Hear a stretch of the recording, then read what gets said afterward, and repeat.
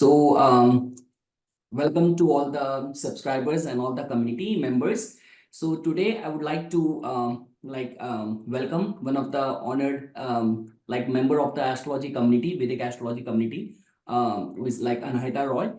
And Anahita, I've been following your content for such a long span of time, and after repeated requests that I was posing that please come on my channel, let's collaborate, let's discuss some important astrology concept. So finally, she's here today, and on a very auspicious, important day, I would say that so much transition is happening right now in the transit. It's like from numerology point of view, it's 15th, governed by Venus.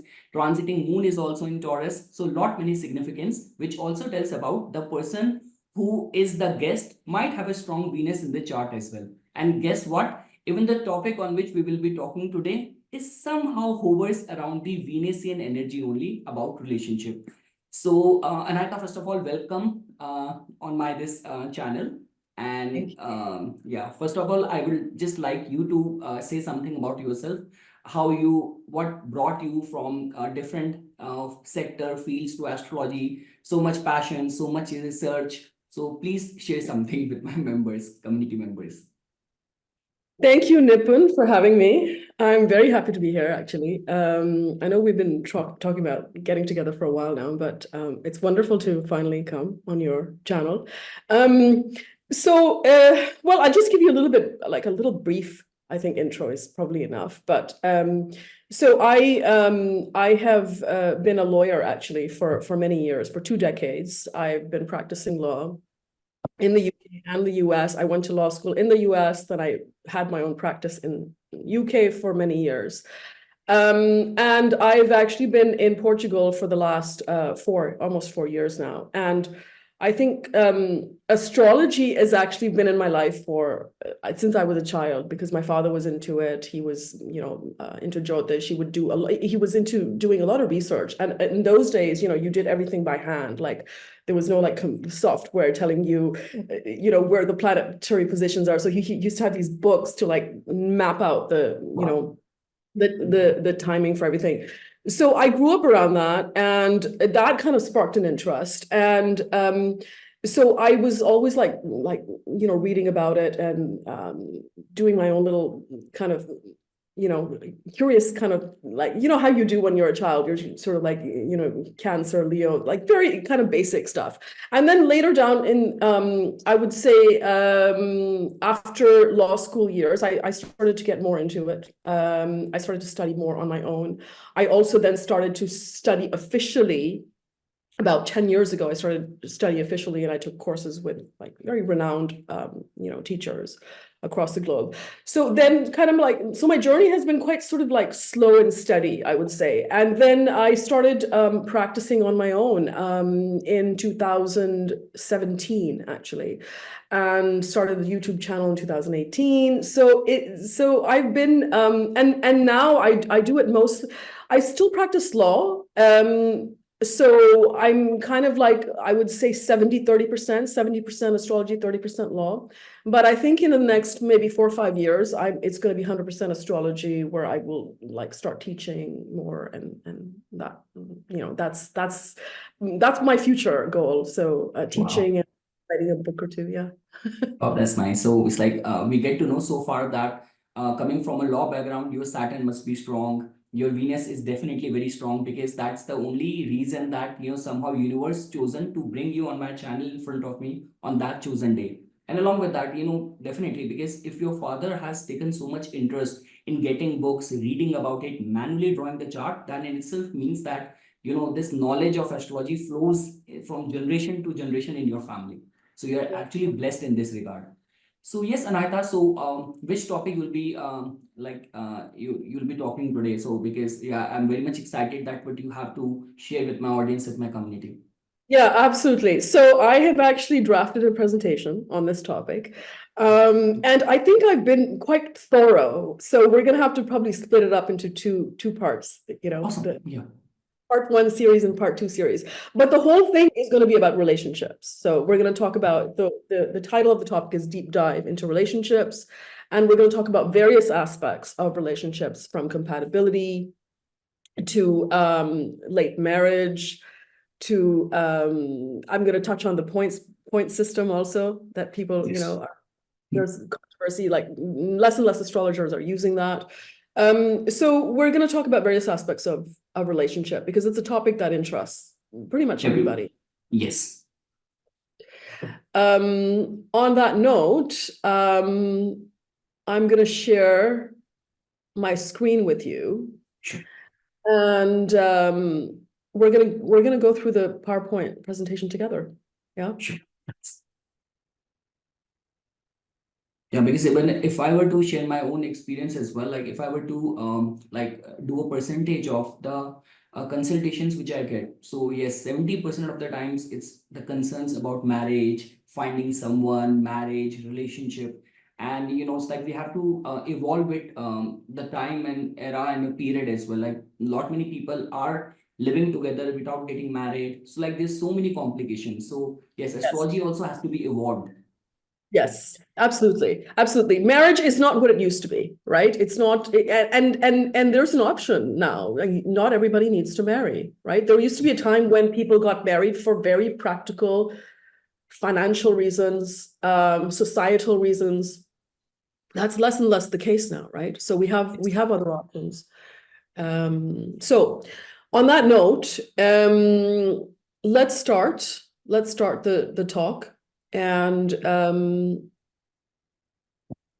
this is basically, I've laid out like kind of a map for the presentation, right? So we're going to talk about what love marriage is, and even that definition of love marriage has changed, right? Now now you can call it like desire marriage, like it's like it's Yes.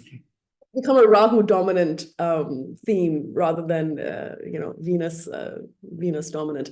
So potential for love and attachment. So I'm going to look at some factors in the chart. Synastry, basically, you have this in your chart, the other person has this in their chart, and how does it match up and what does it mean? Importance of moon, very, very important. Very, very important. According to me, the most important factor in compatibility. I also look at Lagna Lord to assess the situation. Of course, you have to see the whole chart, but those are I'm pointing out sort of like the most sort of the most important factors. Venus, of course, we cannot ignore Venus. Venus is the essence of it's the Garaka for relationship, for marriage.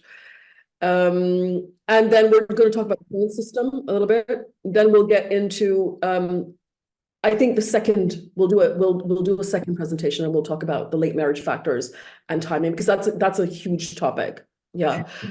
It's more and more relevant because late marriage is very much a theme now. Timing a relationship. When does a relationship come into your life? When, and this is the same as timing marriage, right? And of course, one thing that I look at, anytime somebody approaches me about relationship issue, whether it's to do with a compatibility, whether it's to do with timing, whether it's to do with, why isn't my relationship working out? Because, I got married and somebody told me, I went to an astrologer and they told me I had 32 points. Why isn't my relationship working out? Dasha plays a huge No. role. Okay. And this is something that I very much believe in. And we're going to talk about that also as a factor. Okay. So love marriage. What are the indicators for love marriage? Love, it's important to define it, right? Here we have love basically means it's based on passion, attraction, connection, yeah, your own choice without outside influences, right? Parents and peers. That's really what we're talking about when we talk about love marriage, because the idea of arranged versus love has also changed very much, right? Because arranged doesn't mean that you don't have a choice. It just means Yes. an outside influence, right? Like there is your parents' suggestions or your peers are suggesting you. It's kind of like a setup. It's like a blind date, actually. Essentially, arranged marriage is like a blind date. Nobody's forcing you to do anything.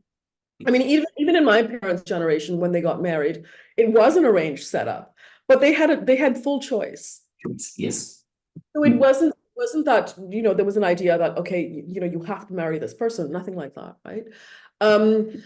So that's something that's important to understand. So outside of that framework, love is when there's less influence from parents and peers, when it's just completely your own choice. And your own choice is usually it's going to be based on a and passion and connection.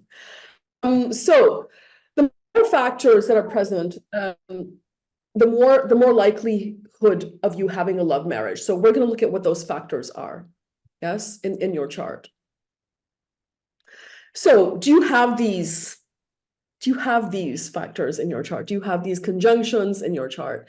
Of course, the nodes. The nodes are the thing that play, I think, the most pivotal role in understanding something that is karmic, something that is fated, something that is out of your hand, something that makes, that inspires like this obsessive compulsive type of, Yes, yes.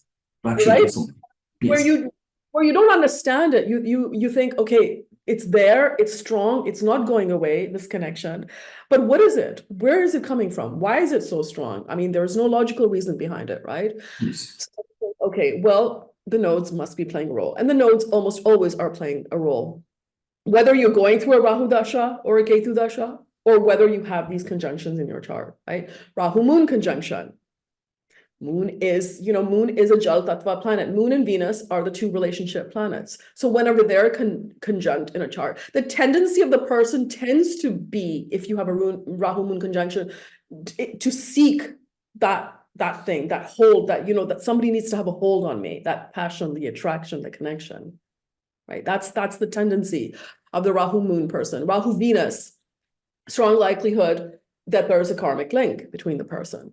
They could be from somebody outside from of your community, of your tradition. It doesn't have to be like, you could be, for example, you're living in India, but you're from Delhi and that person is from Bangalore. That's still outside of your community, right? Because it's still like they could speak a different language from you. They could be a different like a different caste, a different different upbringing. Like perhaps you're from a very educated family and they're not. So there are outside elements that are very, very strong when you have a Rahu Venus conjunction in your chart. Yes, this tends to be the case. Ketu Venus is interesting because Ketu, of course, does represent the past, but Rahu does too, right? But Ketu is in a different way, it plays out than how the Rahu conjunction plays out, right? With Ketu, there's a disinterest and you tend to disengage, but yet you know that the connection is so strong, so you can't remove it from the mind. It's so strong, it's so embedded in the mind. So again, it's a similar thing with Rahu Ketu. The person is from foreign lands, they're away from tradition. There's something unconventional about the person or the marriage or the link. There's, of course, a strong karmic link, right? So again, it depends on how. One thing I will say, and this is something that I'm going to allude to later on as well, when we talk more about Ketu and Rahu playing a role in relationship, is that you have to see yourself. Are you more of a Rahu dominant person or more of a Ketu dominant person? Because if you're more of a Rahu dominant person, you may reject and you have Ketu Venus in your chart, you may reject that person again and again, right? Because you're not comfortable with that energy. You're trying to sort of come away from it. In any case, Ketu Venus is difficult to kind of accept. Whereas if you're a Rahu dominant, it tends to if you're Ketu dominant, then tends to be more of a sense of a affinity and a comfort level there. So you have to see that. And I'm going to talk more about this actually later on. So, but I just wanted to put that out there. Yeah. What is your experience with this?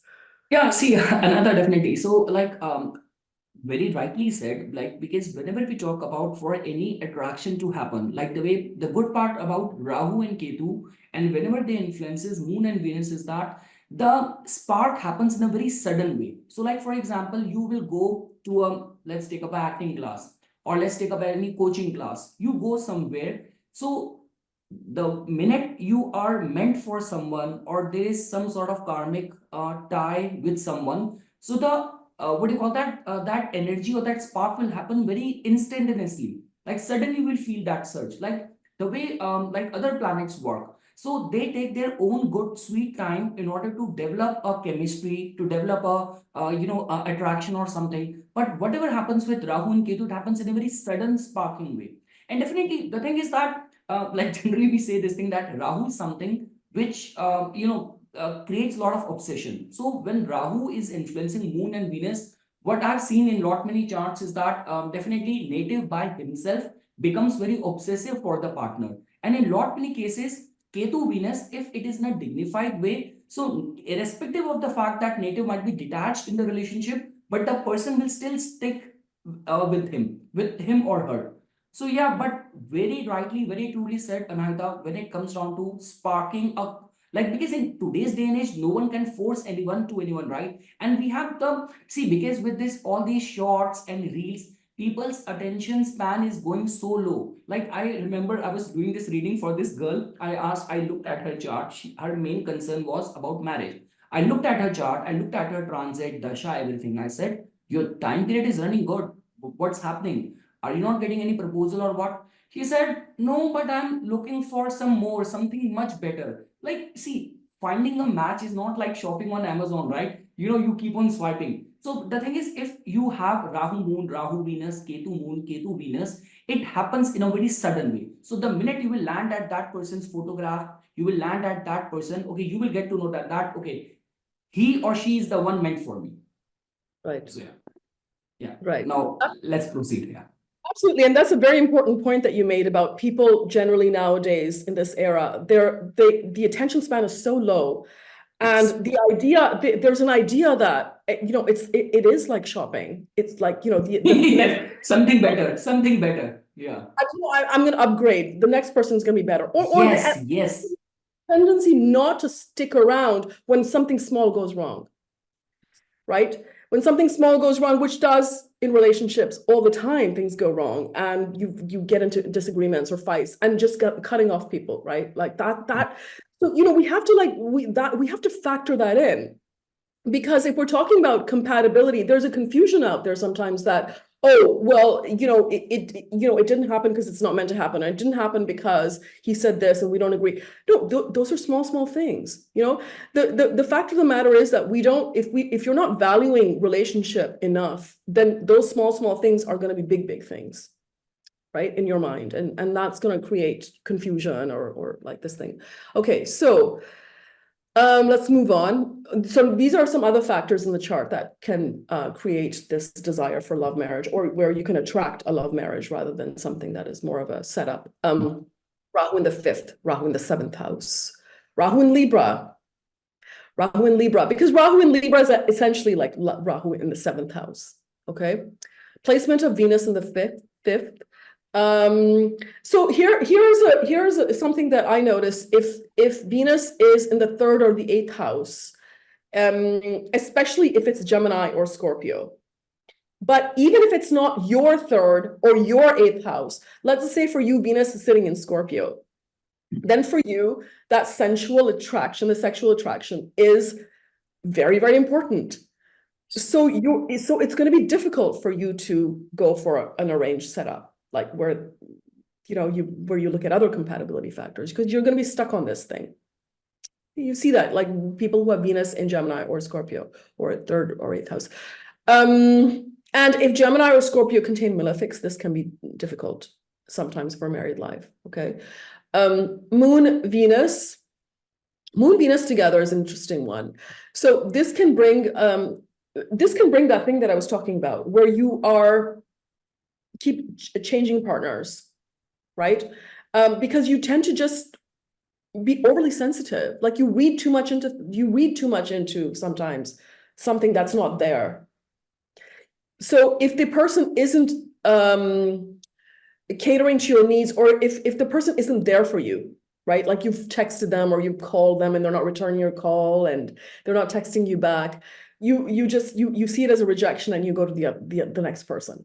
See, this is like, again, this is something that's very common in the era that we live in, but especially if you have Moon Venus connecting somewhere, it could be a nakshatra connection. It could, it can make you it can make you too sensitive and where you read too much into. You were smiling. Why were you smiling? Yeah, no, I can fairly correlate because yeah, I like the way I always say I have always surrounded myself with the Venus in people, Moon Venus people, so I can fairly understand. There's a lot of depth in all the points which I've written over here.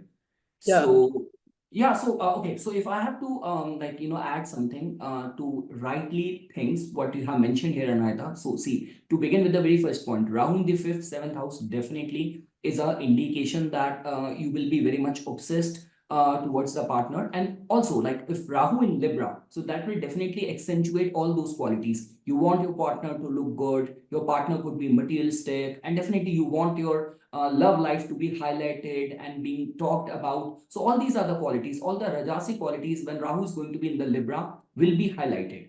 And Yeah. and definitely you want your partner to be a provider. And attraction will definitely see. We say this thing that okay, what is the spark coming in? So when Rahu is in Libra, the spark will definitely be the looks. This could be the wealth. This could be the luxury. This could be the any of the standard of living of the person. That will be the triggering factor. And then definitely, see, I always see Rahu and Ketu as the triggering factor. And here we are talking about love, romance, love marriage. So definitely the charm and that X factor in your persona plays a very important role.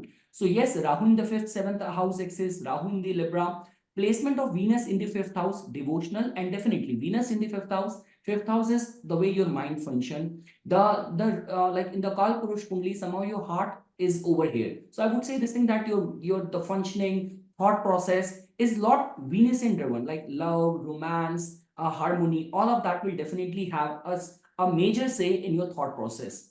Yeah. Venus in the third, eighth house, definitely it will see Venus in the third house specifically is a typical combination of love, romance, like starting to date someone in your neighborhood, starting to date with your common friend, sister or brother, something. I've seen that happening lot many times. And Gemini, Scorpio, yes, definitely, because we say this thing that the Jupiter sign tells about the way you pursue wisdom. Saturn sign tells about the way you do hard work, the way your work ethics are. Definitely, the way you do romance, your thoughts about sex, love, romance, love story, everything is in the zodiac sign where Venus is placed. So definitely Venus in the Gemini. So you get turned on from a very good talks. Venus in Scorpio, definitely physical compatibility has to be there. Yeah, Gemini, Scorpio contain malefics. This can spoil married life. That's very true. And Moon and Venus, like definitely see Moon and Venus. Like I was just reading this book only in the morning, like K. N. Rao sir's book, Men Who Became Stars. So I was reading the chart of KL Sehgal and Harivansh Rai Bachchan sir. So in their charts, like majority of the poets and all, you will see the combination of Moon and Jupiter, Moon and Venus. They're like so romantic. They are like so loving. So definitely, see, love marriage is one byproduct of that. But the love is, outpouring from them in so many ways that sometimes it takes up the shape of poetry. Sometimes it takes up the shape of any other things. But yes, so very rightly collated all the points, Anahita. Yeah, let's move Yeah. forward. And the other thing I would add is I would also look at the D9 Yes. for Venus's placement. Venus and Moon, see where they're what Rashi they're sitting in, whether there is a malefic conjunction with Moon and Venus in the D9, because that changes the picture, right? So I See, think, Anahita, yeah, on this, what I generally do is that because see, the thing is, when we read so many things, if we are not streamlined, too many things, sometimes spoil the analysis. So what I generally do is that whatever is the first impression I'm getting from the ascendant, I just validate that in the Navamsa. So for example, if the first impression comes out of that this person is going to be very wealth, money oriented, I'll see in the D9 chart, is it getting promised or not? If I get this idea, okay, this person is going to be very traditional and rigid in the relationship, I'll see in the D9 chart. So yes, very rightly said. D9 chart always has a final say. It is always a yeah, validating factor. absolutely. Yeah, you cannot ignore the D9, especially when it comes to relationship analysis. It's very important. Um, so Synastry. So synastry is not, it's not a very like I would say it's a more contemporary concept in Jyotish, right? I think in Western astrology, it's a lot more developed and a lot more used. Um, but let's talk about that because I think that's very important, right? Like you take two charts, you put them side by side, a man and a woman, like or a man and whatever it Yeah. is, Yeah, yeah, couple, yes. and Mm. and you see which in which houses are the planets connecting, right? So one person's Rahu is sitting in Capricorn and the other person's moon is sitting in Capricorn. So we know that there's connection happening there, right? And very important to point out that like the degree makes a difference, right? Because the closer the degree, the more intense the connection is, right? So if you have your Rahu sitting in Shravan, and the other person's moon is sitting in Dhanishta, but still, in Capricorn, that's further away, right? But if Yes. they're both in Shravan, then we know that's a very potent synastry. So Yes. Rahu moon is, I've like I mean, there's a sense with a Rahu moon person that the meeting, whether you get together or not, there's an unforgettable connection there, right? Something that stays with you.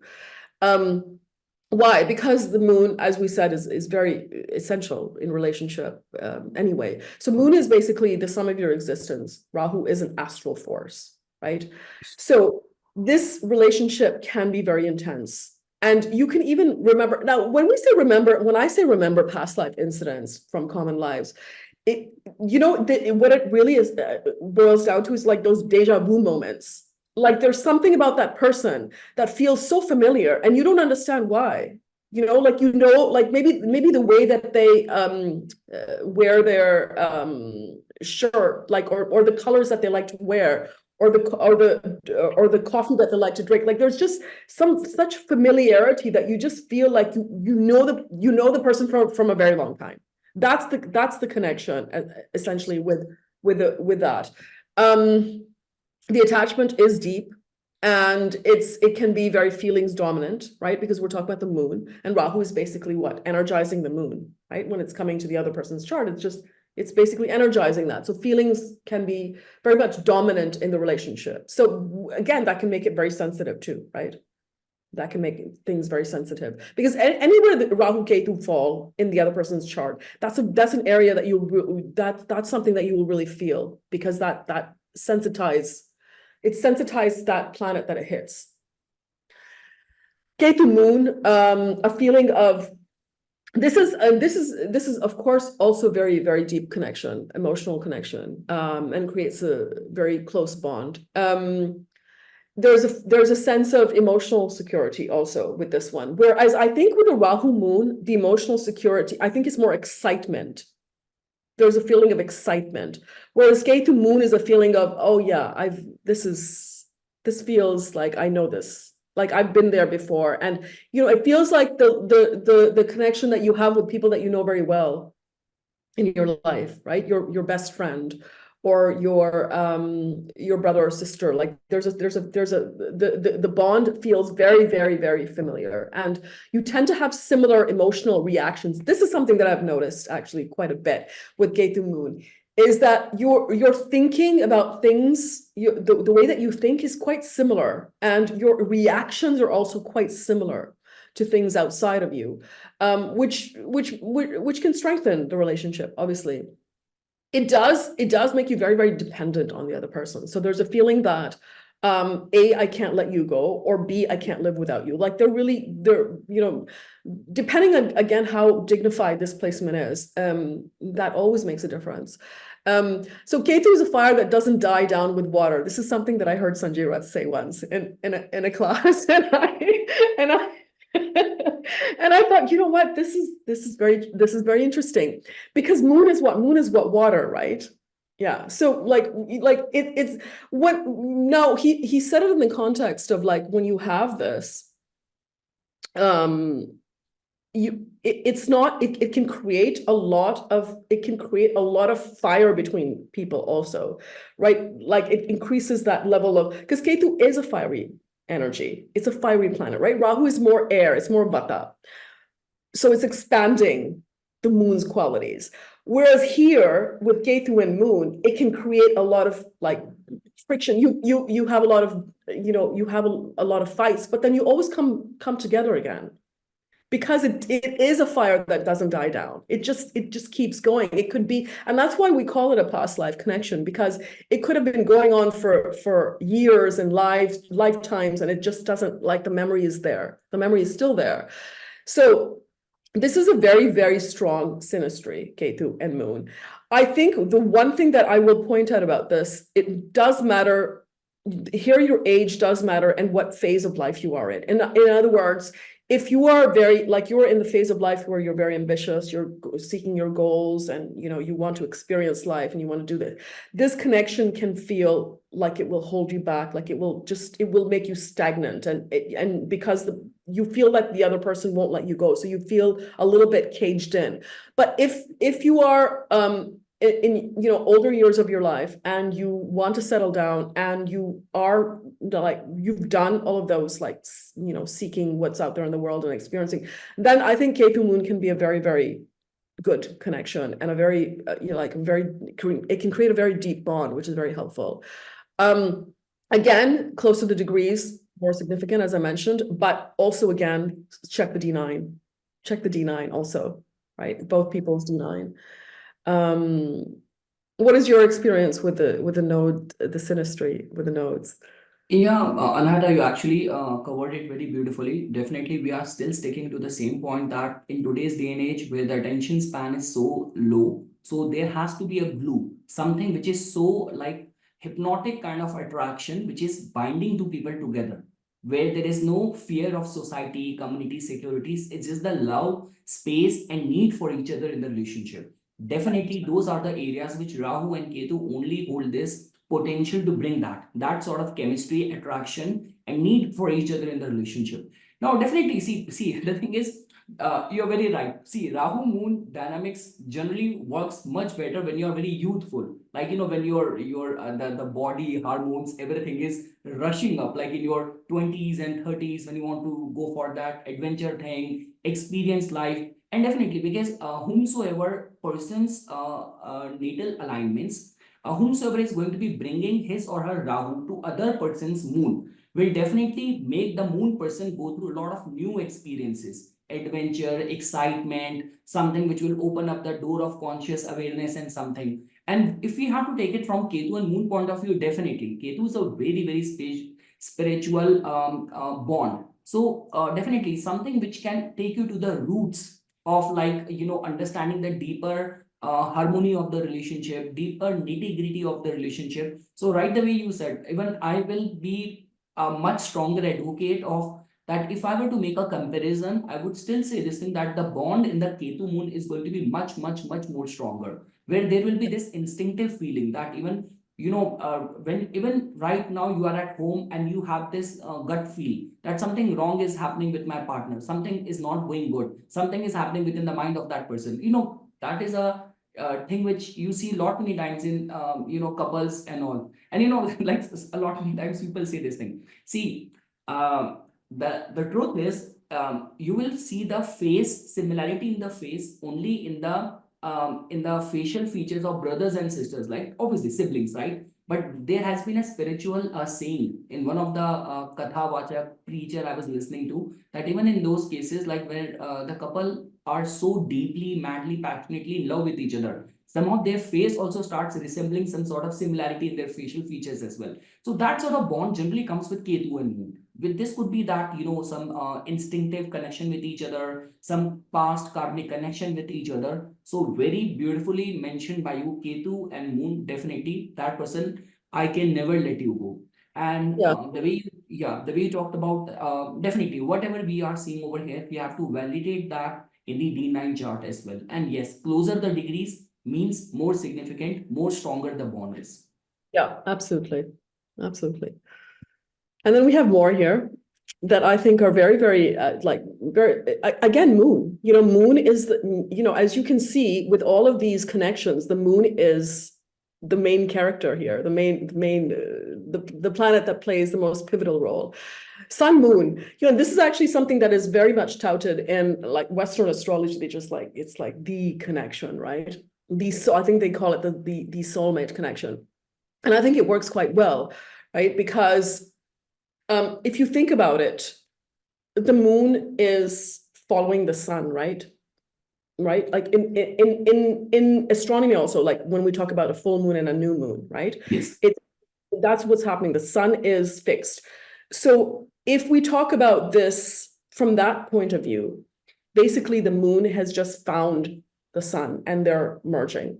It's the most natural, instinctual merger, you can say, the sun and the moon. So it creates a solid foundation, a yin and yang, right? Yin, a feminine and masculine energy. It can be very emotionally supportive, natural affinity with one another, right?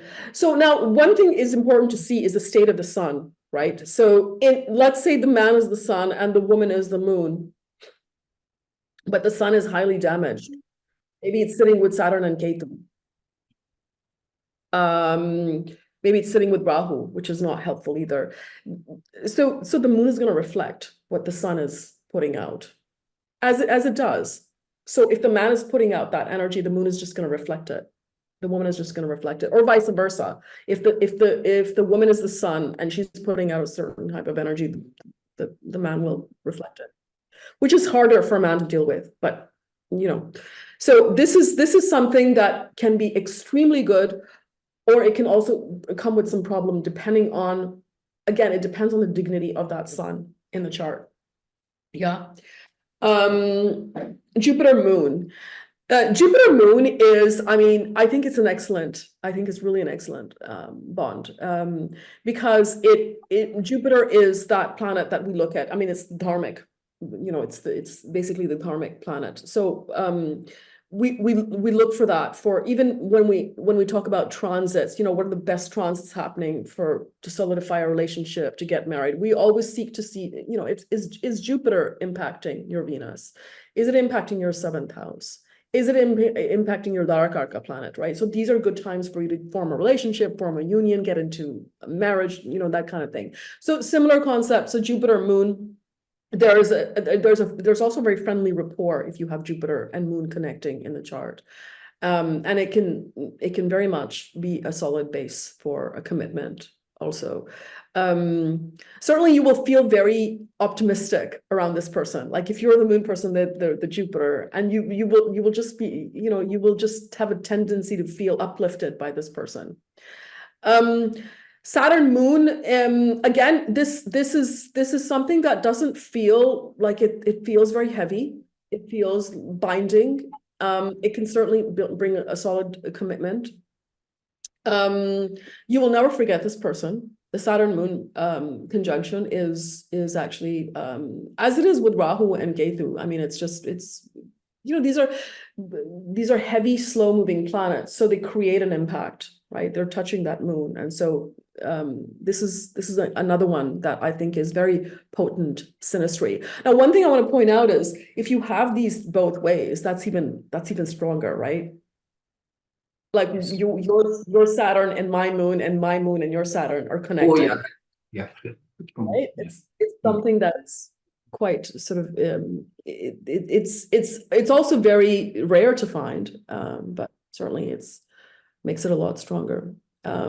What do you think? I know that this is more of a kind of leaning towards the Western concept. No, here, that's right? fine. See, Anahita, whatever is serving the purpose of finding the right tools for doing a compatibility match or zeroing in the right partner for you out of, when you are in that mode of, arranged marriage thing and all. So see, if I were to say, it's a very beautiful approach, Anahita, specifically when it comes down to, like in not many times in the relationship when people are confused, perplexed. I do not know whether she respects me or not. I do not know how she sees me. I do not know whether she loves me or not. So this is a very important, very beautiful tool to get that idea. So for example, if see, let's take up the case. If you have Aries moon, right? And if I'm a Aries sun, So if we are in a relationship, we can get to know this thing that, okay, how she sees me. She sees me as someone who is like with a status, with honor, dignity. If you are a Aries moon and I'm a Aries Jupiter, so in a relationship, the person is seeing me as, I see him as someone who is very wise, who is like very rightful, righteous and all. And let's say, for Yeah. example, you being a Aries moon and some person, like for example, I'm a Aries Saturn. So, okay, so definitely Saturn is a heavy planet to deal with, but here Saturn is debilitated as well. So someone who's not very structured. So that could be a case that the way you see the person, the way you see me is that, okay, he's not very very punctual, very hardworking, not very, the person does not stick to his word. So this kind of synastry definitely proves to be very important specifically. See, I have come across people who do the synastry even from looking at the ascendant and other things as well. But I would still say moon is the most important tool, because moon tells about the way you perceive, the way you see other person in relationship. So yes, when we talk about Sun, Jupiter or Saturn, so the way one person will look at other person in relationship, a lot would be clear looking at the way these planets are influencing other person's mood. Definitely. Yeah, indeed. So this one, ascendant moon, ascendant sun. This is lovely. This is actually very, very, very good. I find this to be I mean, if you have this synastry with somebody, I find that it can really kind of plug the holes elsewhere. Like it can make up for what's lacking elsewhere. Um, because there's such a good rapport. It's just an instant rapport with somebody. Ascendant moon, ascendant sun. With the moon especially, like again with the moon, always especially high degree of emotional affinity. The instincts tend to be similar, right? Inner of one and outer of the other tend to be similar. So it's very good for intimacy, compatibility, trust also with the ascendant moon. And the ascendant sun, it tends to be very, very good for respect and admiration. Like, and which are very, very important pillars for a relationship, right? I mean, we talk about love and attraction, right? Of course, those are things that are going to bring you together, but how will you stay in that relationship, right? I mean, love on its own is not going to help, right? Respect is actually what is going to make you stay in the relationship over time, right? And how do that builds over time. Respect builds over time. It's not something that's an instant, like, oh, okay, I respect this person. Like love can happen instantly, but respect is something that you have to earn with each other. And the ascendant sun combination is very helpful in this way. I think there's an affinity with both of these combinations. It's just an easiness is what I would say with the other person, which is nice. And again, yes, similar patterns. So now, if your D9 is mimicking something in their D1, right? For example, in your D9 ascendant is the same as their D1 ascendant. Okay. Or your D9 Rahu is falling on their D1 moon. These kinds of connections are important to see, right? It could also be similar patterns in both of your D9s, which is very good, right? Because D9 is what's telling us the dharmic path, right? The marriage path in life, which direction is it going in? And if you're both going in the same direction, well, that makes things a lot easier. It's very good. And here one thing this is something that I learned. This is something that I learned when I was a kid, actually. It's something that I don't hear very many people talk about this, but okay, so the seventh lord or your seventh lord or your seventh house or your Dharkaraka nakshatra is the sound of the other person's name. So for example, your seventh lord is sitting in Bharani, then maybe the other person's name starts with L. It could be first or last name, right? So why? Because Bharani is the L sound, like L, Okay. right? So, or it could be your Dharkaraka. Your Dharkaraka is like, I don't know, it could be Mercury or Sun, whatever. It's Mercury, let's take. It's sitting in Mixera. Then your partner's name starts with a K. So this is actually very, very, very easy, sort of like, synastry to see. Anyway. It's a good one, especially the seventh lord, right? See where is the seventh lord gone? What nakshatra is the seventh lord sitting in? And see what the like what is the sound of that nakshatra?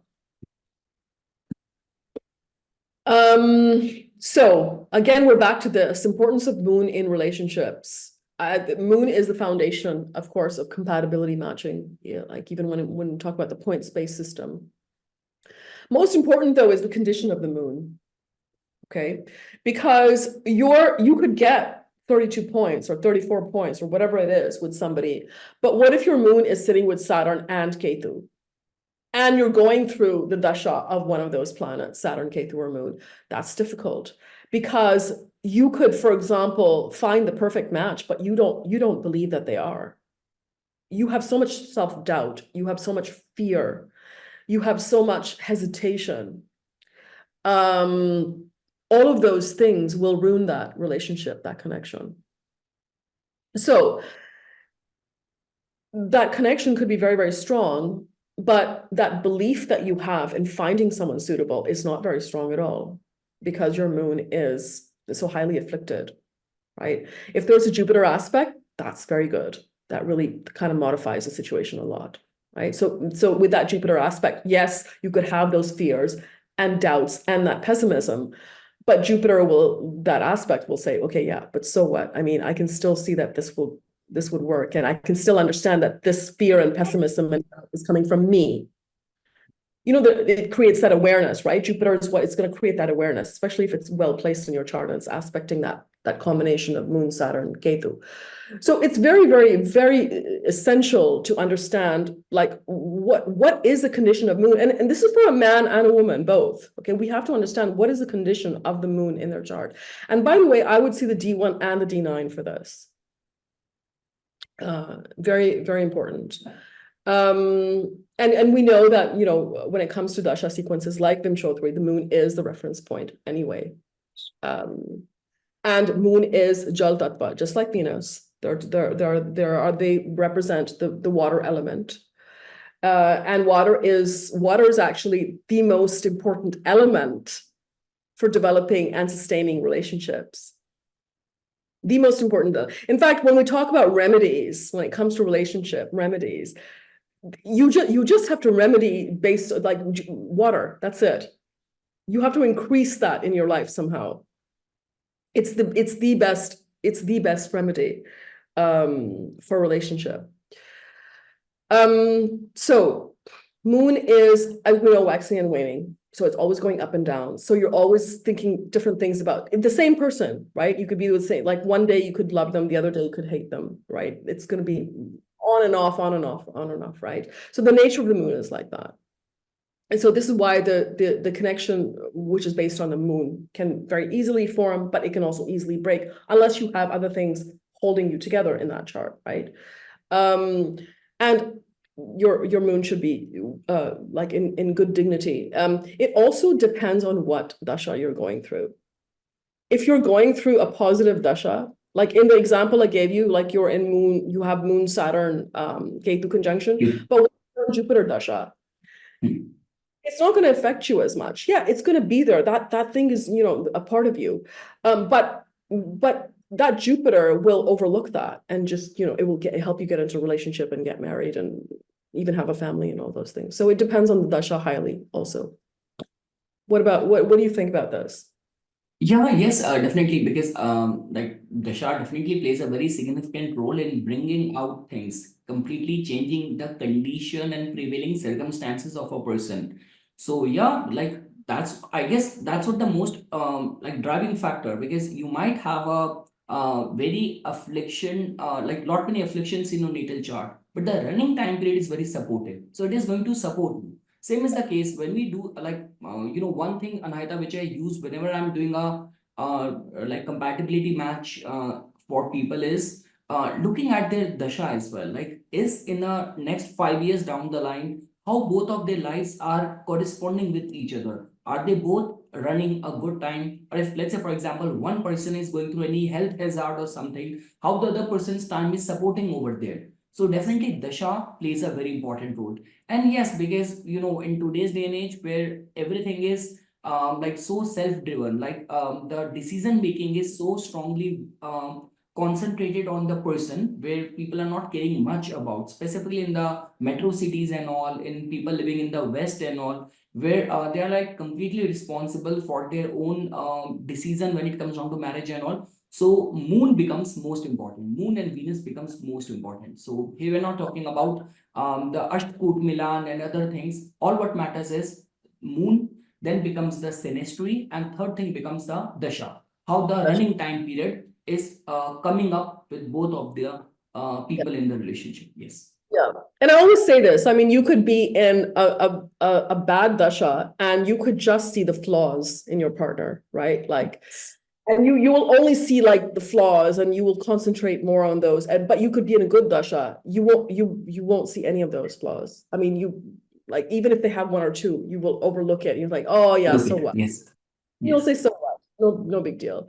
So it really does have such an important impact, what dasha you're going through. And as you rightfully said, you can't just look at the dasha that you're in presently. You have to look at the next 5, 10, 15 years, right? To see Yes. Hmm. if, where will the hurdles come? Come. Can the people handle it? Because if the relationship has been carrying on for a long time and it's already solidified, then the likelihood of you handling the hurdles are a lot more. Like you will, right? But if it just starts, even if the relationship has just started and the following year it's extremely difficult, then It's it's difficult for the good, sustenance here. yeah, less, isn't it? So that's very important to see that. So yeah. Now again, talking about the moon. As I said, we talk about a little bit about the remedy because I think it's important to understand that yes, you might have challenges. Yes, you might have a difficult dasha, but if you stay realistic and optimistic, you have to balance both of them. Then you can attract what you need. So for example, you have an afflicted moon, like build an awareness around the fact that you have an afflicted moon. Do some kind of a spiritual practice or change some of your habit, maybe. It comes down to daily habits and understand that you have to compromise. So in other words, you're going through a difficult dasha or you have a difficult chart. Know that you're not going to get like 10 out of 10 of your requirements met from that person. Consider that maybe 6 or 7 out of 10, if you're getting from that person, is good enough. And actually it is good enough, right? If you have 10 things on your list of, I want, from my partner, but you're only getting 6 or 7, be happy with it. That's okay. 6 or 7, very good. It's still above average. Yes. So this is the thing that's important to understand. So as I mentioned just now, I mean, see the dasha sequence for the next 20 to 30 years. If this is the person that you want to spend your life with, you have to see long term and see where the challenges may arrive. And remedy, absolutely important. Water is the thing to remedy. Increase water in your life somehow. Drink more water somehow. And you will see a difference in your how you're perceiving something. You do rituals with water. I mean, just take a shower every day. Make sure take a shower every day. Take a bath. Like if you have a bathtub, take a bath like maybe once a week or something. Just sit and just soak. This is like, I know it sounds very simplistic, but it's actually very, very helpful. It brings kind of a calming energy in you. If you don't have a bath, I don't have a bathtub where I live, so but I'm close to the water, so go hang out near water bodies like beaches and rivers and oceans and and just be around water, because that is I think a very, very effective remedy for the moon and also for Venus, as a matter of fact. So another reason why the moon is so important, because the compatibility that we talk about, right? Like often we look at nakshatras, and there's 27 nakshatras in total, of course. And this is where we look at like we really kind of deeply go into compatibility when we look at nakshatras, right? Because now we've just been discussing rashis and houses. So your Rahu is sitting in Cancer, and the other person's, Venus is sitting in Cancer, like that kind of thing we've been talking about. So, but when we get even deeper into something, we have to go not just look at the rashis, because the rashis correspond to the sun, right? There's 12 of Yes. them. Whereas the nakshatras correspond to the moon. There's 27, right? Because it takes that long for the moon to go around the calendar. Yes. So some rashis are just innately more relationship orientated. It's just they just tend to they tend to relate better with others. They tend to value relationships more. They tend to need relationships and relationship, like in other words, like interaction more. And that tends to be like the relationship orientated nakshatras tend to be Rohini, Magha, Hasta, Revati, Ardra, Vishaka, Shravan, Uttarabhadra. So if you have your moon here, yeah, you somehow you just tend to know how to navigate relationship better. You just have to have an innate skill with it. And you because you need relationships more, your inclination will be to make relationships work. So you will probably spend more time, you will work at it more. The nakshatras that don't relate very easily are Ashlesha, not surprising there. Mula, Dhanishta, Swati. Dhanishta tends to be I found very like just and like very, very, very, very independent. There's Swati, there's Bharani, there's Jaishta, Shatabisha, and Purva Bhadrapada. They tend to also be more individualistic, just more self-reliant. They're just more self-reliant. They just know how to get on with life by relying on themselves. And maybe because it's some experiences, but they just tend to look like they don't have, perhaps it's because they haven't had much support from the outside coming in. So they've just had to learn how to rely on themselves. They're more self-reliant, and they tend to just get on with it. And they tend to be very, very intense, sometimes a little bit too sensitive, sometimes a little bit too emotional. So they can read into things, into remarks and into actions that perhaps something that wasn't there, they might read into it because they're very, very sensitive. They can also be very unpredictable. Like Ashlesha, for example, can be quite sort of unpredictable. So these are, I would say, and the rest of the nakshatras that I haven't mentioned are sort of somewhere in the middle, like they're not sort of one end of the spectrum or the other. What's your, have you had any experience with this, or? Yeah, see, first of all, to begin with, my moon nakshatra falls in the one which is unpredictable. I completely agree to that. So, Vishal, no, see, Anahita, see that's a very good approach, because see that's what I'm telling you, because these days what's happening when it comes down to the typical Ashtakut Milan. So over there, the compatibility like Yoni and everything has been only done on the basis of like the animal which is connected with that nakshatra, or the god which preside over it, or the sequence where it falls in the 27 nakshatra list. So a lot many times that do not fall like completely right, like the way I mentioned this thing. Lot many people, when I was making a recent kind of video on the nakshatra, I said something about Ashlesha which people did not like, and I said that with stone in my heart, because one of my very good friend is Ashlesha. He do not possess all those qualities. So that's a Yeah. very good approach which you did, that okay, you took a very like your own finding, your own research, and the way you have seen it is like the way it actually reflect the manifest the qualities in someone's personality. So the way you have written that the nakshatras which are very easily relatable, definitely Rohini, they are like very loving, they are like they have this charm for Yeah. anyone to fall in love, easily forgive them, easily fall in love with them. Maga, Hasta, Revati, Adra, Vishakha. Adra is very childlike tantrums, but they can be easily controlled through love. So definitely, and the nakshatra which do not relate easily. So yes, like they are very daruna, they are like very tikshan. So yeah, definitely everything is relatable. And like the way you mentioned this thing, when we talk about the deeper innate functioning of someone's mind, someone's thought process, the divine spark, the blessings coming in from your ancestors, your East Devata, Kul Devata, and all. So nakshatra becomes very, very, very important. So I completely agree to the list which you have compiled over here. Okay. Yeah.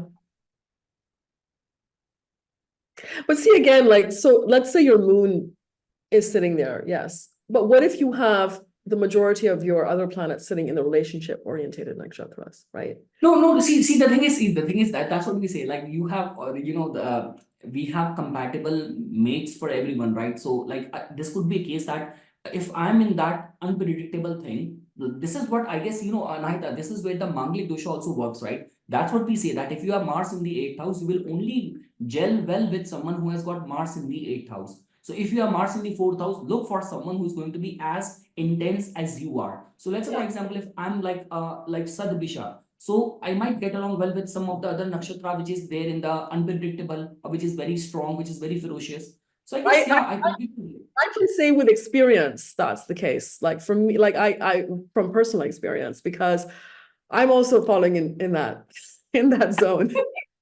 Yeah, so that's the reason. And I also like, because mine is Bharani, and but I get along very well with like Dhanishta, Ashlesha, and I have very good friends from, the I told you the my best friend is Ashlesha. So yeah, yeah, that's the reason I yeah. can really relate. So that list, so I understand that. That's a very good point you made though. Comparing it to the Manglik dosh, what they say that how to manage it is you look for somebody else who's got the Manglik dosh, which is similar. I'll tell you what. I recently heard one of the astrologer talking about the Manglik dosha. He said the same thing that, okay, what used to be the case in the older times in India was that when there was no what do you call that, protection and all of that contraceptive measures and also what used to be the case if you get married one person who has got a very strong Mars, let's say for example in the eighth house, in the 12th house, to a non-Manglik person. So in the older times in the villages, what used to be the case that the men used to be so high that the woman used to sometimes because of a repetitive pregnancy, conceiving, delivery, and not much of the precaution medicines and so many things used to be there, so females used to die delivering kids and all. So that's the reason, if you have a strong Mars, you need a compatible force to balance that energy, otherwise one person is going to overwhelm other. Yeah. And overwhelm, and just it will just create a lot of imbalance in the relationship. It'll create imbalance in the relationship. And lack of understanding. I mean, Yes. what is one of the pillar of making a relationship work is understanding. Like Yes. somebody gets me, and oh, I'm like this. I'm quite fierce. I'm quite independent. I'm quite independent in my ways. I can be somewhat unpredictable, but this person has those. They can, we get each other, and so when you get each other, it's easier to accept the other person. I With can their, see, and I thought that, see, that is the case. Like these days, when we see specifically with this advent and rise of these social media nomad bloggers and all, I keep on coming across those couples. Oh my God, look at the way their energies match. They're like traveling to 15 countries. They make blogs. They do adventure thing as a couple. So couple vlogs and all that is so much on the rise, right? And I'm very much sure they both must have Manglik dosha. Otherwise, they cannot do that. Because see, Ananta, I just came back from a Jaipur 4-day trip, and while coming back, I had food poisoning. I coiled like a croissant in the backseat of the car. That's how I came with my stomach pain. And imagine those people who are like traveling to 15 countries, 20 countries as a couple. So you need to have a strong Mars, right? You need to have a Manglik dosha in both of your chart to do that. absolutely, very good point, actually. Yeah, absolutely. Yeah. I never actually noticed that, but yeah, absolutely makes sense. So this is a very important one. I mean, this is actually from the concept of the point space system, okay? The guna system. And that is, are the moon lords friends?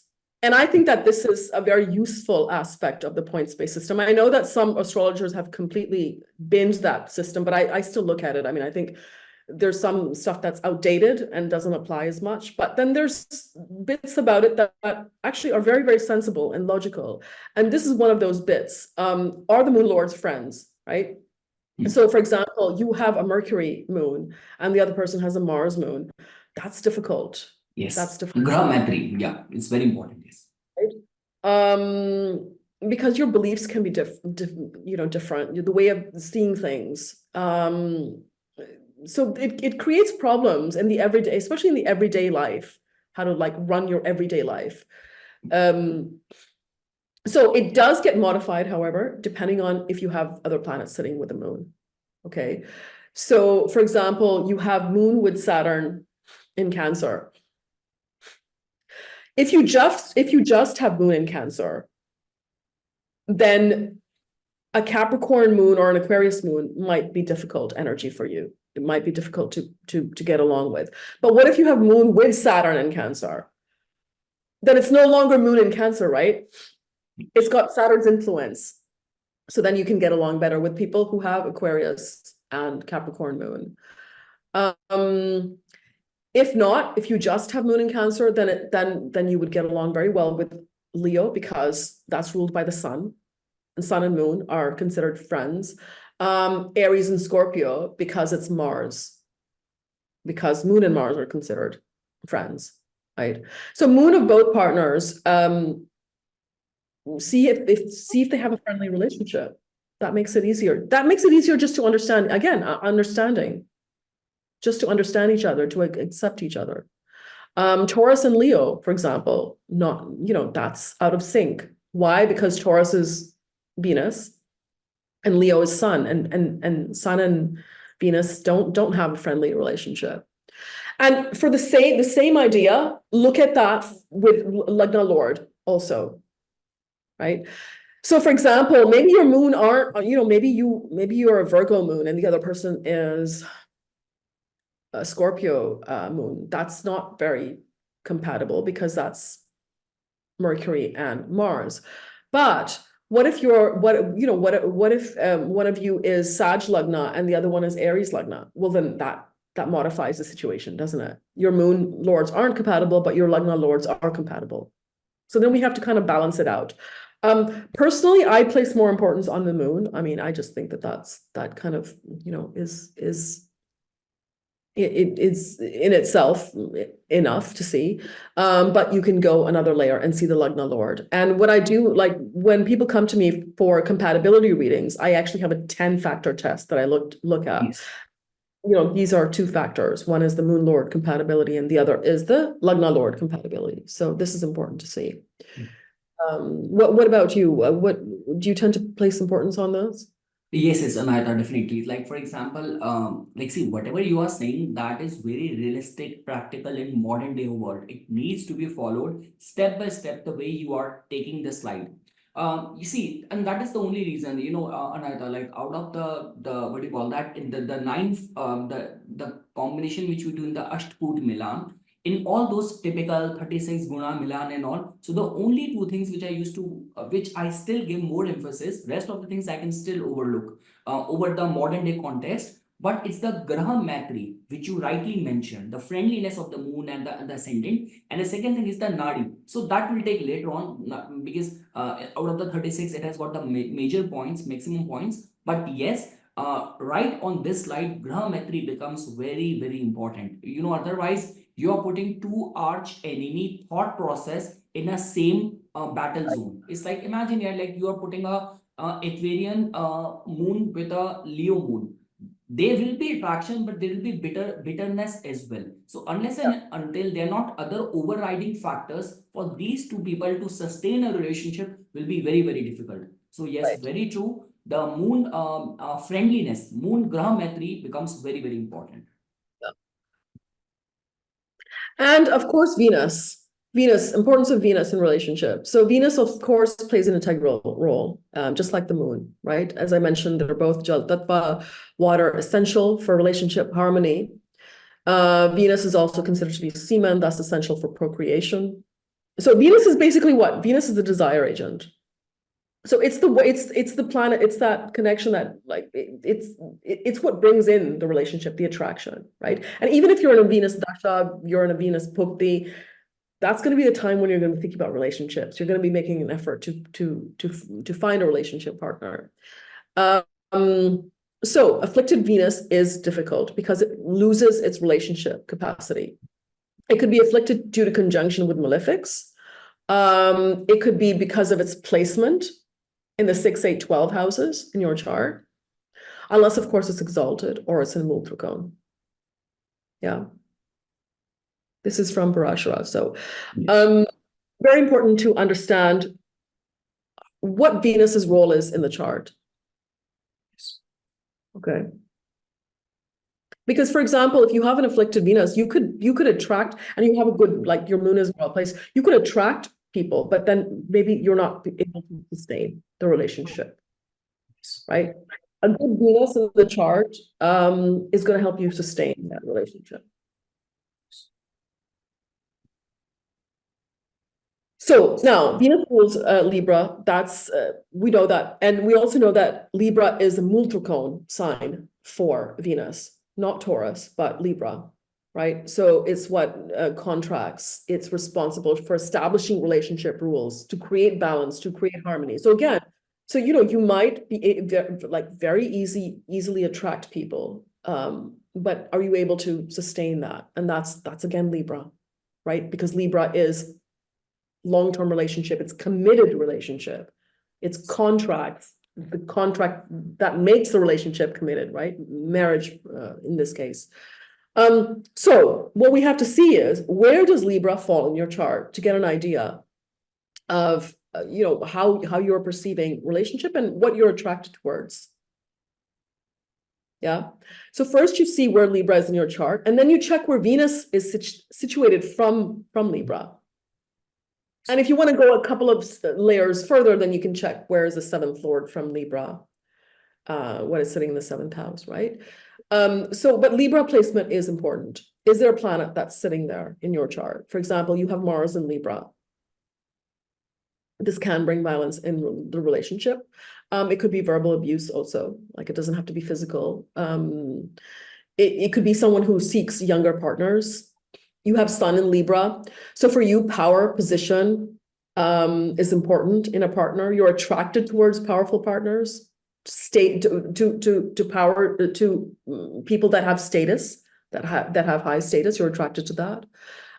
Do they lift your status in some way because they have high status? So you're looking for elevation through relationship. And I've seen this play out very like in many people's charts, this point with Sun in Libra. Rahu Ketu, do you have Rahu sitting in Libra or Ketu sitting in Libra? You might be searching for your image, your mirror image, your soulmate. You might be like, that might be very important for you. That might be a key factor in getting into a relationship. It has to have like a soulmate quality to it, feeling to it. Rahu Ketu, of course, will break norms. So it could be somebody completely outside of what your peers are looking like, how relationships look in your peer circle, or from the point of view of your family or something like that, because you will reject tradition. Tradition is going to be, it's not going to play a big role. In fact, you will see that tradition might be an expectation of your parents and your friends or something, but you will reject it because for you, this person feels like your soulmate, for instance. Yeah. So then the other thing to see is, like, as I mentioned, actually, like, where's Libra from your ascendant? Where does it fall in your chart? So for example, you're a Gemini. For you, Libra is your fifth house. So you may want somebody who's well-known, somebody who's popular, certainly somebody who's popular, may not be famous. And that's going to attract you to the person. Somebody who has a lot of friends. It could be on social media as well. Cancer ascendant. So for you, Libra is the fourth house. So you want comfort from a partner, someone who can take care of your basic needs, like your mother, right? Fourth house is mother. So care is an important factor for you. You want to feel like you're mothered by your partner. Cancer ascendant anyway tends to be very sensitive. So this kind of makes sense. It sort of like falls into place. If you're Leo, Libra is your third house. So you want someone who will support you. You want someone who you can talk to easily, like someone where there's a friendly rapport. That's important for you. If you're Virgo, Libra for you is your second house. So you want someone who can bring something tangible into your life, right? Who can grow your family. So maybe you want to get married, or you want to be in a relationship because you want to have a child. Yeah. This may be subconscious. I mean, this may not be something that you sort of overtly look at, but when you think about your needs in a relationship, because you know Venus is where like our needs getting met. Venus can tell us that.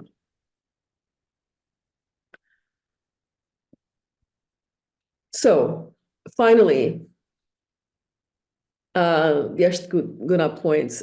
So this is a system that's been used traditionally in Jyotish for relationship compatibility. And even today, if you go to some astrologers, especially in India, but if you go to some astrologers, they will only look at the points basis. Yeah, and see, that's what see, Anahita, I'm so sorry, I'm intervening in between, but that's what we say. See, it's like, see, every task or job has been designated to certain people who are professionally equipped. Like the way we say, there is a thing called in we use it sometimes in Vastu, कि आपने एक देवता सिद्ध कर रखा है. You have honored and siddh a typical god which has given you this blessing that okay, this task has to be done through you. Now, because of this Ashtkut Milan thing, lot many people who do not know anything about astrology, they try to do it on their own, and they come to this forget, oh, I did a matchmaking on my own, and that's how I gave my nod to that arranged marriage proposal, and then later on marriage did not work out, and then they blame astrology.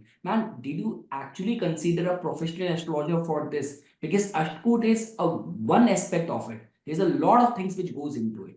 A lot of aspects, yeah, a lot of aspects to look at, especially the synastry matching the charts, you know, D9, D1, all the things.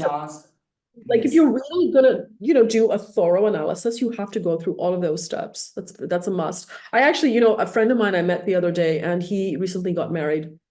He recently got married in India. And he said to me, yeah, he said, we went to 3 astrologers. They all said you have like 32 points. And I said, of course they will all say you have 32 points because they're all using the same system. Right? Because he said, I went to 3 astrologers. Oh, okay. Well, you didn't check with me. He goes, yeah, things happen. Actually, his marriage happened very, very quickly, very suddenly. So, but it was just interesting because it's still very much what people rely on. As you said, like just to get that nod, like, okay, it's a green signal. Yeah, I can do this. But it takes like less than 1 minute for an astrologer if he has a software to tell you. Yes.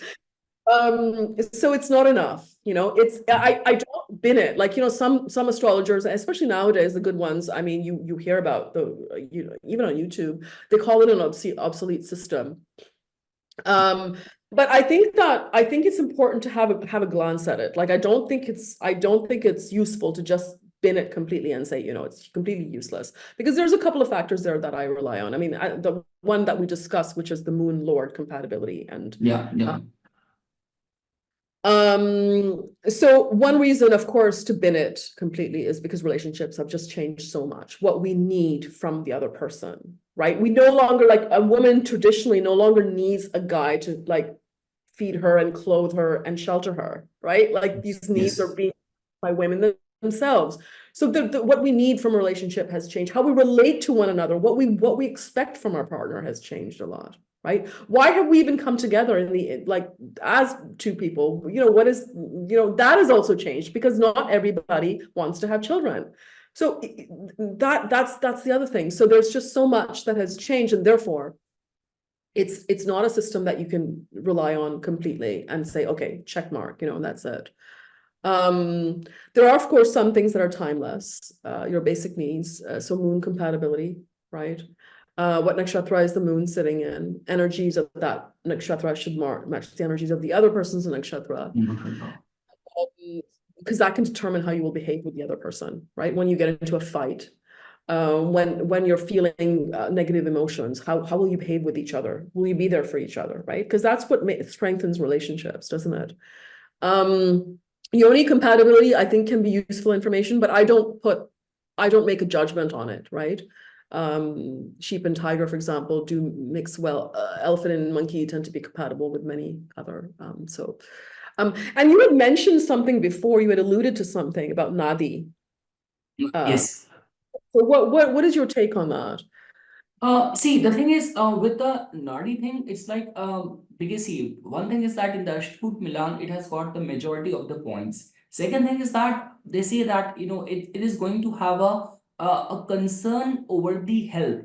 This could be the health of the natives, health of the children, definitely over there, there are like other factors like bhakut and other things also goes into picture. But I would still say that like I do not look at it much, but definitely it's like when I have my own list of things to do at the time of doing a matchmaking, that the moon compatibility, ascendant compatibility, the life path, the running dasha, compatibility factors in the D9 chart. And then at the end, eventually on a concluding note, then I look at the Ashtkot Milan, and over there, I definitely look at, okay, how much affliction to the nadi is. And let's say, for example, in certain cases, let's say, for example, if a person has other validating factors, but the nadi dosh is there, like on the from out of 8, the person has got 0. Both the people have got 0, but still it is giving like 21 or 22 points. Then, at the time of the priest getting a marriage done, the marriage, like consummating a marriage and all, over there some ritual can be performed, like the way for the Mangal dosha and everything. So in our Hindu